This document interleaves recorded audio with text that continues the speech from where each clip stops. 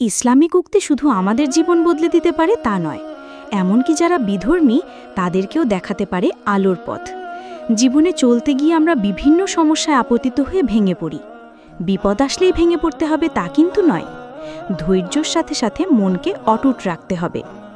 আমাদের জীবন ক্ষণিকের, কখন মৃত্যুর হাতছানি এসে ডাক দেবে কেউ বলতে পারি না। তাই কুরআন ও হাদিসের বিভিন্ন জীবন ঘনিষ্ঠ ইসলামিক উক্তি আমাদের পথ বাতলে দিতে পারে। অনেকে সামান্য কষ্টে নিজের জীবনকে শেষ করে দিতে চায়, তাদের মতো আহমক ও নির্বোধ কেউ নেই। জীবন এত সহজ না, মরে গেলেই কি বেঁচে যাবে তা নয়, পরকালের জন্য কি পাথেয় সঞ্চয় করেছ? আল্লাহ তথা এই দুনিয়ার মহান সৃষ্টিকর্তা তার নিকট কি জবাব দিবে? আমি চেষ্টা করেছি জীবন ঘনিষ্ঠ ১০০টি ইসলামিক উক্তি খুঁজে বের করার, যা কুরআন ও হাদিস হইতে উদ্ধৃত।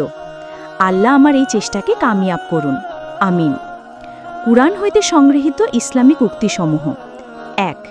আর কণ্ঠস্বর নিচু করো, নিঃসন্দেহে গাধার স্বরে সর্বাপেক্ষা অপ্রিয়কর। সূরা লোকমান আয়াত ১৯। ২.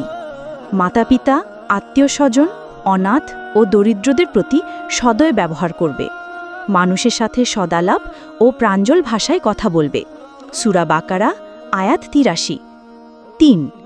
মাপ দেওয়ার সময় মাপ পূর্ণ মাত্রায় করবে, আর ওজন করবে ত্রুটিহীন দাড়িপাল্লায়। সূরা বনী ইসরাঈল আয়াত ৩৫। ৪. যে বিষয়ে জ্ঞান নেই সে সম্পর্কে কথা না বলা, অর্থাৎ জ্ঞানহীন অসার কথা না বলা। সূরা বনী ইসরাঈল আয়াত ৩৬। ৫. জমিনে গর্বভরে চলাফেরা করো না, তুমি কখনো জমিনকে বিদীর্ণ করতে পারবে না, আর উচ্চতায় পর্বতের ন্যায়ও হতে পারবে না। সূরা বনী ইসরাঈল আয়াত ৩৭। ৬. আপনি দৃষ্টি তুলে ওই বস্তুর দিকে লোভাতুর দৃষ্টিতে তাকাবেন না, যা আমি তাদের মধ্যে কয়েক প্রকার লোককে ভোগ করার জন্য দিয়েছি, তাদের জন্য চিন্তিত হবেন না। আর মুমিনদের জন্য তোমার অনুকম্পার ডান মেলে দাও। সূরা হিজর আয়াত ৮৮।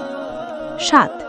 কোনো পাপাচারী যদি তোমাদের কাছে কোনো খবর নিয়ে আসে, তাহলে তার সত্যতা যাচাই করে লাও, তা না হলে তোমরা অজ্ঞতাবশত কোনো সম্প্রদায়ের ক্ষতি করে বসবে, অতঃপর তোমরা যা করেছ সেজন্য তোমাদেরকে অনুতপ্ত হতে হবে। সূরা হুজুরাত আয়াত ৬। ৮. যদি মুমিনদের দুই দল যুদ্ধে লিপ্ত হয়ে পড়ে, তবে তোমরা তাদের মধ্যে মীমাংসা করে দেবে। অতঃপর যদি তাদের এক দল অপর দলের উপর চড়াও হয়, তবে তোমরা আক্রমণকারী দলের বিরুদ্ধে যুদ্ধ করবে, যে পর্যন্ত না তারা আল্লাহর নির্দেশের দিকে ফিরে আসে। যদি ফিরে আসে, তবে তোমরা তাদের মধ্যে ন্যায়ানক পন্থায় মীমাংসা করে দেবে এবং ইনসাফ করবে। নিশ্চয়ই আল্লাহ ইনসাফকারীদেরকে পছন্দ করেন। সূরা হুজুরাত আয়াত ৯। ১০. মুমিনগণ কেউ যেন অপর কাউকে উপহাস না করে, কেননা সে উপহাসকারী অপেক্ষা উত্তম হতে পারে, এবং কোনো নারীও অপর নারীকেও যেন উপহাস না করে, কেননা সে উপহাসকারিণী অপেক্ষা শ্রেষ্ঠ হতে পারে। তোমরা একে অপরের প্রতি দোষারোপ করো না এবং একে অপরকে মন্দ নামে ডেকো না। কেউ বিশ্বাস স্থাপন করলে তাদের মন্দ নামে ডাকা গুনাহ। যারা এহন কাজ থেকে তওবা না করে তারাই জালেম। সূরা হুজুরাত আয়াত ১১। ১১. মুমিনগণ তোমরা অনেক ধারণা থেকে বেঁচে থাকো, নিশ্চয়ই কতক ধারণা গুনাহ, এবং গোপনীয় বিষয় সন্ধান করো না। তোমাদের কেউ যেন কারো পশ্চাতে নিন্দা না করে।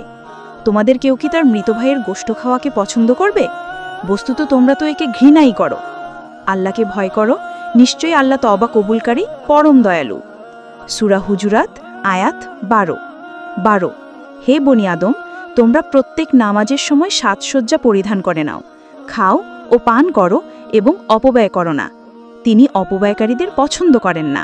সূরা আরাফ আয়াত ৩১। ১৩.